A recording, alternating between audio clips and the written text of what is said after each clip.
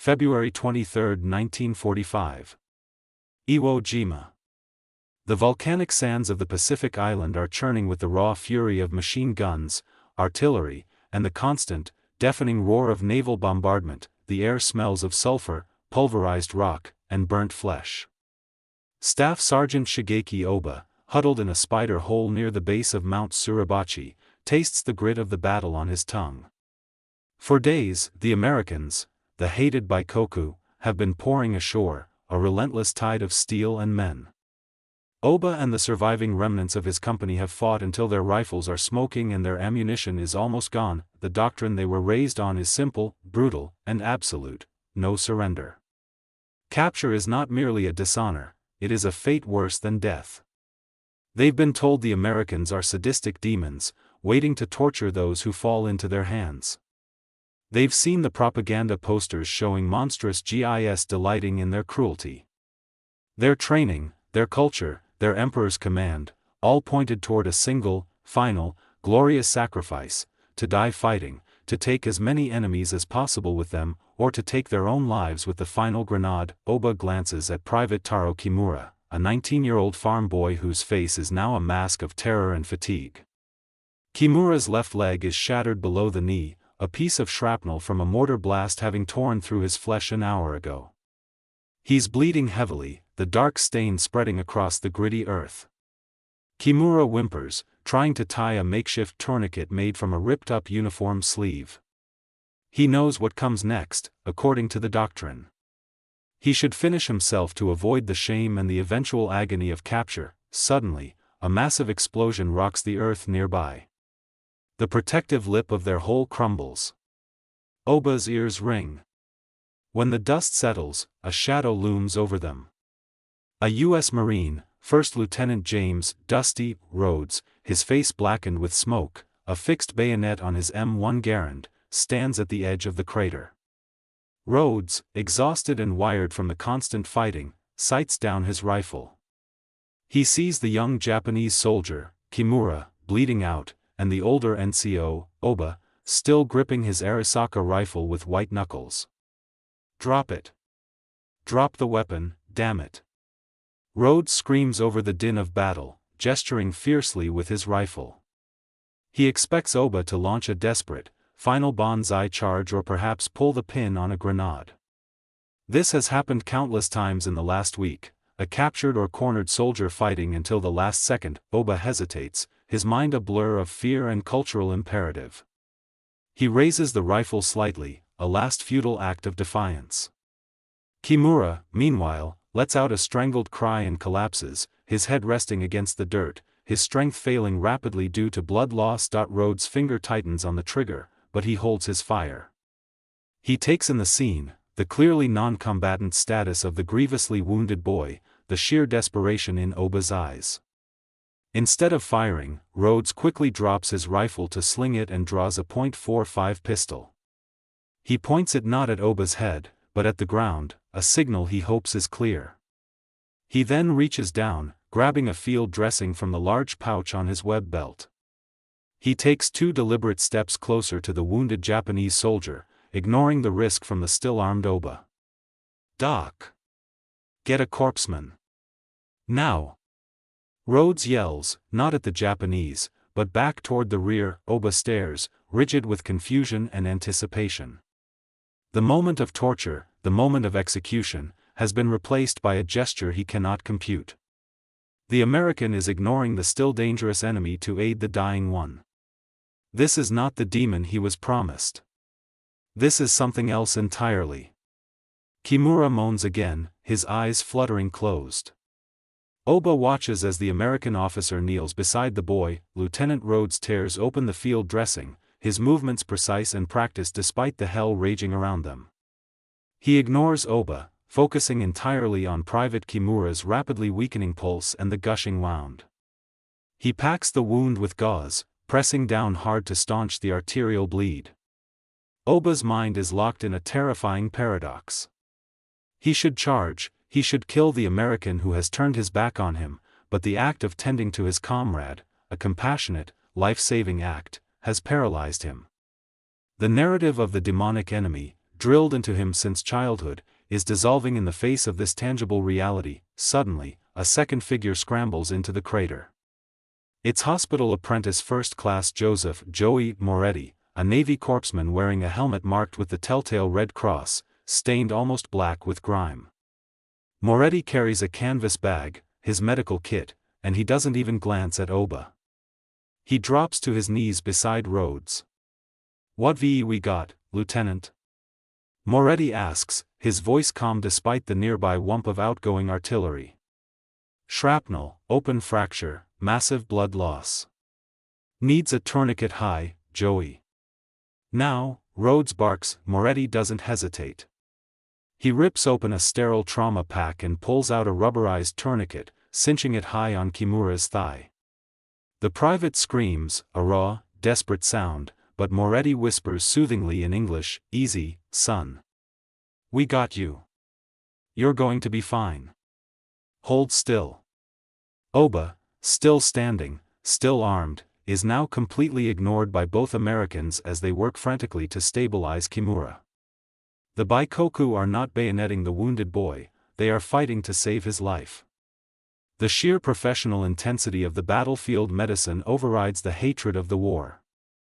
To Moretti, the man on the ground is simply a casualty, a human life to be preserved. Rhodes finally turns his attention back to Oba, his expression hardening slightly. He gestures forcefully toward the rifle. "The gun. Now. Drop it, Sergeant.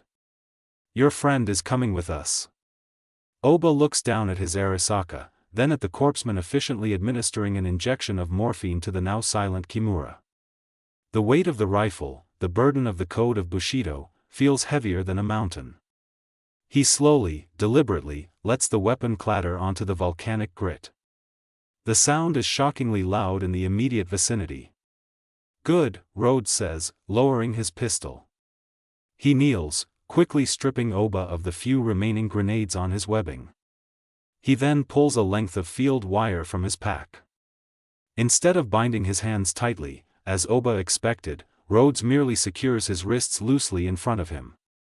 "You walk slowly with the corpsman." Moretti and Rhodes then work together, using a poncho as a makeshift stretcher, carefully lifting the now unconscious Private Kimura.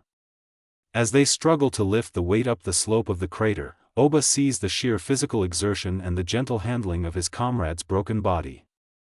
He is shocked to his core. He had envisioned being dragged, beaten, and left to die.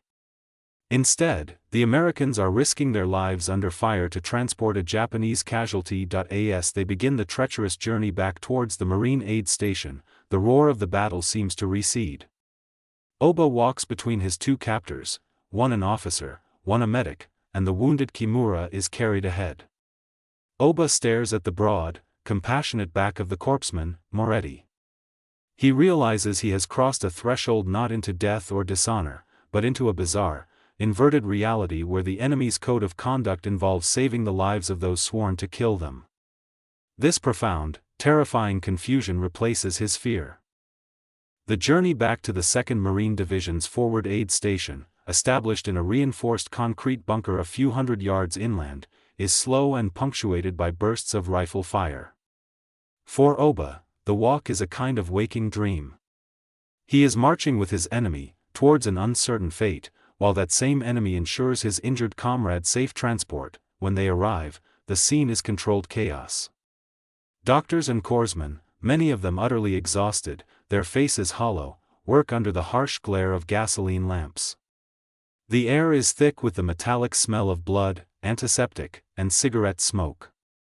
American casualties, GIS and Marines with every conceivable wound, litter the floor on stretchers. Lieutenant Rhodes hands Oba over to a military police corporal named Bill Jennings, a large man with a weary face and an even wearier gaze. "Processing and triage, Corporal." He surrendered. Wounded is critical, Corpsman Moretti is on it. Oba is pushed against a wall, his hands still loosely bound. He expects to be interrogated immediately, perhaps struck, or even shot in the crowded confusion. He is merely told to sit and is given a single, almost dismissive command: "Stay put." His focus is drawn to Kimura. Private Taro Kimura is laid onto a folding table, the only Japanese casualty in a sea of Americans. A burly Navy surgeon, Lieutenant Commander Dr. Elias Karras, a man covered in dried blood up to his elbows, immediately takes charge. Fractures bad, hemorrhaging, Dr. Karras states, glancing at the tourniquet. Needs whole blood, fast. Get the O negative ready. Prep for debridement. We can't wait. Oba watches, his eyes wide and unblinking. He sees not contempt, but urgency. The highest-ranking medical professional in the bunker has prioritized the critically wounded enemy soldier for immediate, life-saving surgery. There is no political lecture, no pause for judgment, only the Hippocratic Oath put into violent, practical effect. A young corpsman carefully cleans the dirt and blood from Kimura's face before starting an intravenous drip, a precious resource in this hell. Oba notices that an American Marine sergeant with a bullet wound in his shoulder, who was being tended to nearby, has to wait while the Japanese boy is wheeled quickly into the adjacent surgical area. The sheer, shocking priority given to the most urgent injury, regardless of uniform, is a hammer blow against everything Oba believed. Corporal Jennings, the MP guarding Oba, eventually approaches him, holding a metal canteen. He offers it wordlessly. Oba hesitates. Was it poisoned? Was this the first step of the torture? Water, Jennings says, his voice flat with fatigue, not malice. Drink it. It's clean. Oba reluctantly takes the canteen and drinks the cool water. It is the first clean water he has had in days. He looks up at Jennings, searching for the cruelty, the hatred, but finds only dull exhaustion. Why? Oba finally manages, the single Japanese word for why coming out hoarse. Jennings doesn't understand the language, but the meaning is clear in the context of the medical frenzy around them. He simply points toward the door of the operating room where Dr. Karras is now working on Kimura. Regulations, Jennings says simply. He pauses, then adds, everyone gets treated.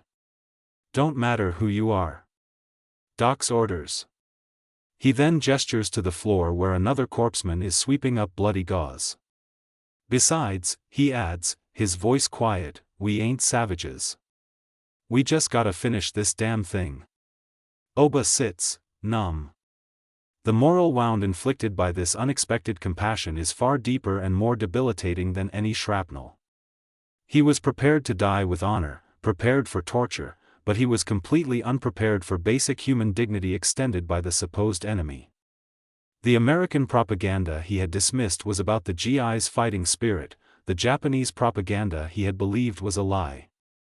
The sheer, overwhelming efficiency and commitment of American medical care, applied equally to friend and foe, is a force he never accounted for. He has been captured, but he is being treated not as a dog, but as a man. March 1945. Saipan, Mariana Islands. Sergeant Shigeki Oba is now transferred off the brutal fighting of Iwo Jima and held in a dedicated prisoner of war (POW) hospital ward under the control of the U.S. Army Medical Corps. The environment is astonishingly structured and clean, far removed from the dirt and makeshift operations of the forward aid station. Oba is physically unharmed, but psychologically reeling. His days are a monotonous cycle of observation and processing. He watches hundreds of Japanese soldiers, many of them critically wounded, being brought in from Iwo Jima and Okinawa. Among them are men who had attempted suicide rather than face capture, only to be patched up, treated, and stabilized by the same Americans they feared. In the next cot lies Private Kenji Hirota, a communications specialist captured on Saipan months earlier. Hirota has been recovering from severe shrapnel wounds for weeks. He speaks passable English and becomes Oba's reluctant interpreter and window into the American operation. They saved my life 3 times, Hirota murmurs one morning, watching a nurse, Lieutenant Ellen Peters, ANC, gently change the bandages of a Japanese officer who had lost an arm. Once on the field, once when the fever came, and once more when I tried to pull out the stitches. Oba stares at the nurse. He expects harsh treatment for the officer's self-sabotage. Instead, the nurse simply holds the officer's hand for a moment and speaks in a slow, calming voice, "You rest now. You must heal." The American medical personnel, the doctors, the nurses, and the corpsmen, adhere to a strict protocol that places patient care above nationality. Oba witnesses the meticulous application of the Geneva Convention standards for medical treatment, even though Japan was not a signatory nation. The food is standard U.S. Army rations, bland but nutritious. They are given clean bedding, privacy screens when necessary, and the highest quality available antibiotics, blood plasma, and surgical care, all items often scarce even for American troops on the front lines. One afternoon, Major Dr. David Steinberg, the ward chief, conducts his rounds. He stops at Oba's cot, accompanied by Hirota. Dr. Steinberg is not a combatant, he is a physician wearing the caduceus insignia, his demeanor clinical and impersonal, yet professional. Ask him, Hirota, does he feel pain anywhere? Any old injuries we missed? Dr. Steinberg asks, checking Oba's chart. Hirota translates. Oba, still suspicious, shakes his head. Tell him his blood work is normal. Tell him we are keeping him isolated until his transfer, for his own safety and for administrative purposes, Dr. Steinberg continues. He gestures to the pristine metal surgical tools laid out on a cart. We have provided the highest standards of care.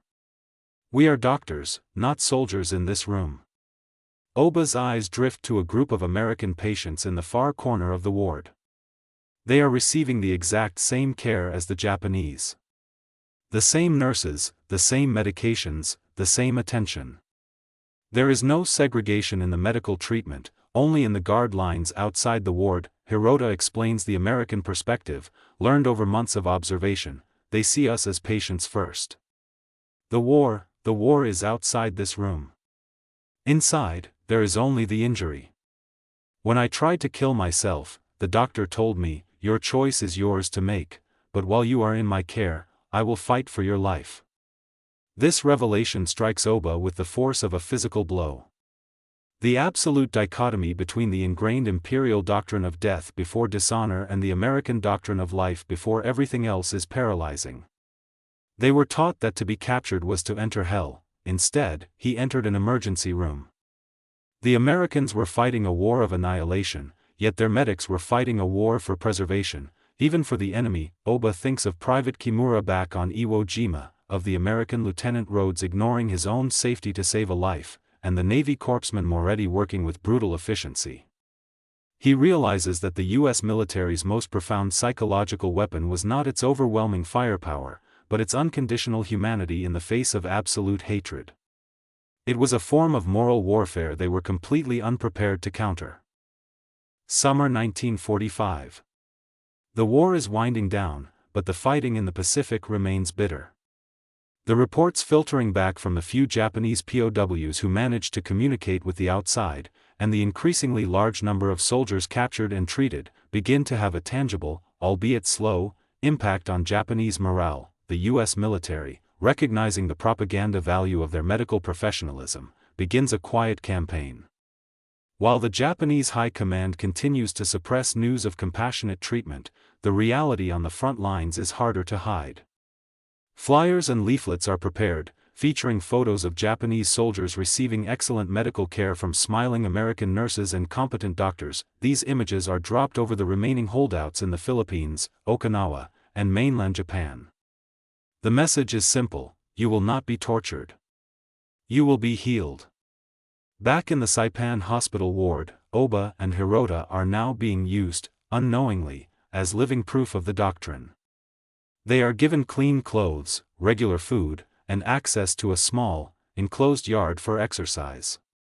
Their health is maintained meticulously. One day, a new, heavily bandaged Japanese prisoner is brought into the ward. He is delirious and badly burned. He fights the corpsmen who try to inject him with penicillin, screaming about the torture he knows is coming. Oba, now a witness to the routine compassion, finds himself intervening. He steps forward, his hands still shaking slightly, and speaks rapidly in Japanese to the new arrival. He tells him about Dr. Karras, about the full blood transfusions, the clean sheets, and the shared treatment with the American wounded. They are not devils, Oba insists, using the Japanese word for demon he had used only months earlier. They are doctors. They will save you. Rest. The new prisoner stops struggling, his wild eyes fixed on Oba, a fully recovered, relatively healthy Japanese NCO, speaking calmly about salvation. It is a psychological turning point.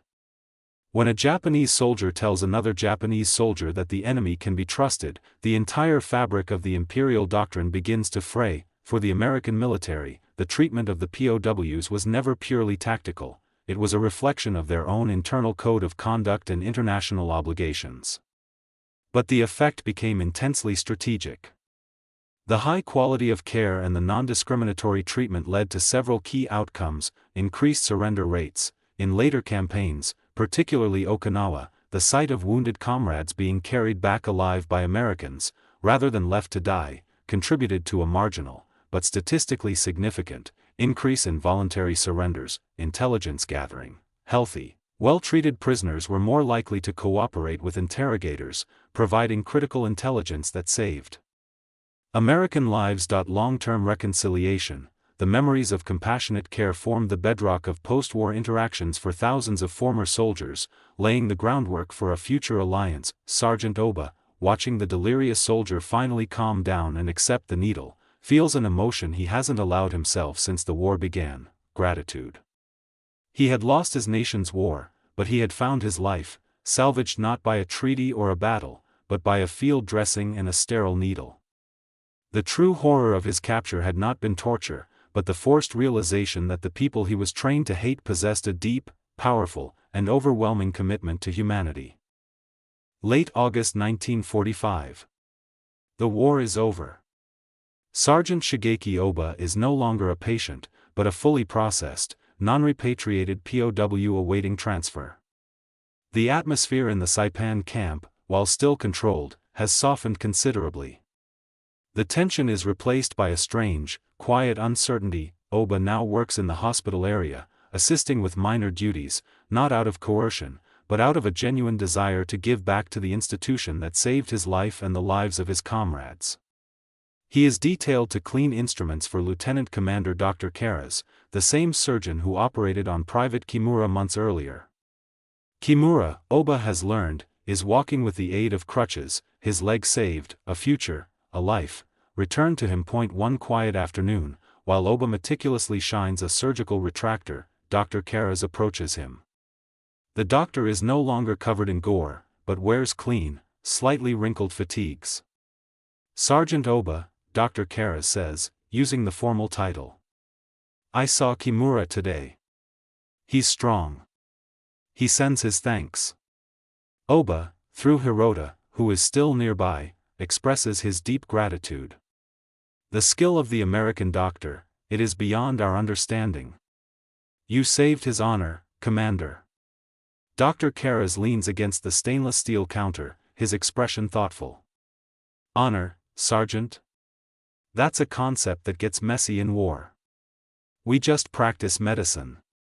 We take an oath, the Hippocratic Oath, to treat the sick and wounded without regard for anything but the patient's need.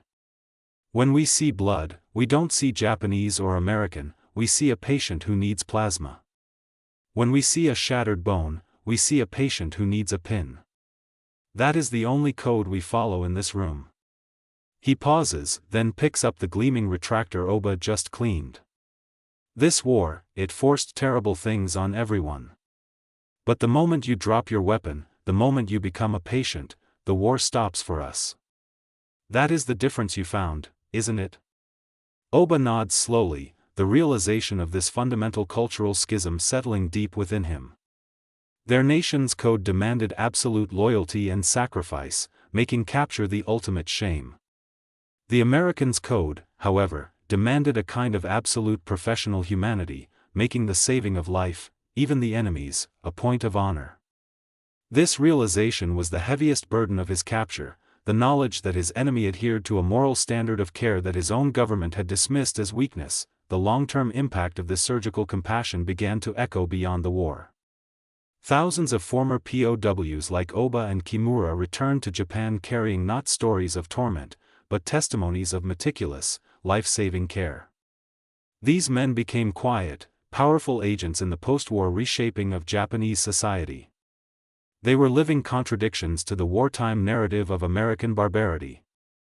They formed a silent cohort who understood that the foundation for trust and future peace had been built not in diplomatic halls, but on operating tables under the glare of surgical lamps. Oba looks down at the stack of perfectly clean instruments. He is a prisoner, but he is a survivor. He has been given a second life and, more profoundly, a new understanding of human duty. His war is over, and the shame he expected has been replaced by an unsettling, but undeniable, debt of gratitude to his former enemy. It is a feeling that will shape the rest of his existence. The true shock was not simply surviving, but surviving to learn that the enemy's defining characteristic in the moment of victory was not vengeance, but healing. September 1945. The Japanese homeland is occupied. The propaganda machine that had sustained the war effort is silenced, and the difficult, painful process of confronting reality begins.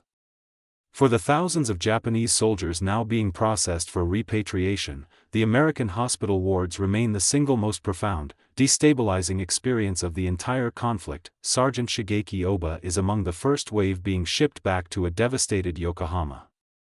He is physically whole, but the code that governed his life has been irrevocably shattered. Aboard the troop transport, Oba sits among his fellow survivors, men with missing limbs, severe burns, and scars, all testaments not to American brutality, but to American medical intervention. Private Kimura is there too, leaning heavily on his crutches, his repaired leg a biological trophy of the enemy's skill. The prevailing mood among the returnees is not one of defiant hatred, but a shared, bewildered silence. How could they reconcile the absolute, self-sacrificing doctrine of the emperor with the absolute, life-saving doctrine of the enemy? Oba remembers one incident from the Saipan hospital ward that epitomized the cultural clash. A young Japanese pilot, Lieutenant Akira Sato, was captured after his plane was shot down over the ocean. He arrived suffering from severe hypothermia and a broken arm. When he regained consciousness, he flew into a rage, screaming that he must be executed immediately, demanding a pistol to fulfill his duty. The American nurse, Lieutenant Peters, didn't argue. She didn't restrain him violently. She simply sat by his bedside, holding a thick, steaming cup of coffee. When Sato finally exhausted himself, she placed the cup in his good hand. "Drink," she had said, clearly but gently. "You can't kill yourself if you have no strength. We will keep you alive until you are strong enough to decide. That is our job." This subtle, nonviolent insistence on the primacy of life over death, even over the patient's own will, was the ultimate act of defiance against the Japanese military code. It was a form of psychological control through compassion, a control born not of malice, but of professional duty. Now, as the ship approaches the ruined coast of Japan, Oba understands the depth of the challenge facing him and his nation. They must face a people who, for years, were told every captured soldier was being tortured or had died gloriously. The returning soldiers carried an unspeakable truth, that the Americans were not merely technologically superior, but morally different in a way that defied every piece of propaganda. The knowledge that the American medical personnel risked their lives for them on Iwo Jima, that they used scarce resources for them in Saipan, was a testimony that could not be silenced by official censorship. It was a witness carried in the form of healed wounds, salvaged lives, and the quiet, persistent pulse of every returning man who was not supposed to have survived capture. Oba looks at Kimura, whose life was literally pieced back together by the Baikoku. They were returning to a devastated homeland, but they carried within them the living, breathing evidence that the enemy's strength lay not just in steel and bombs, but in the unwavering commitment of a corpsman with a Red Cross armband to the sanctity of a human life, regardless of whose side it was on. This was the most profound and lasting shock of the Pacific War.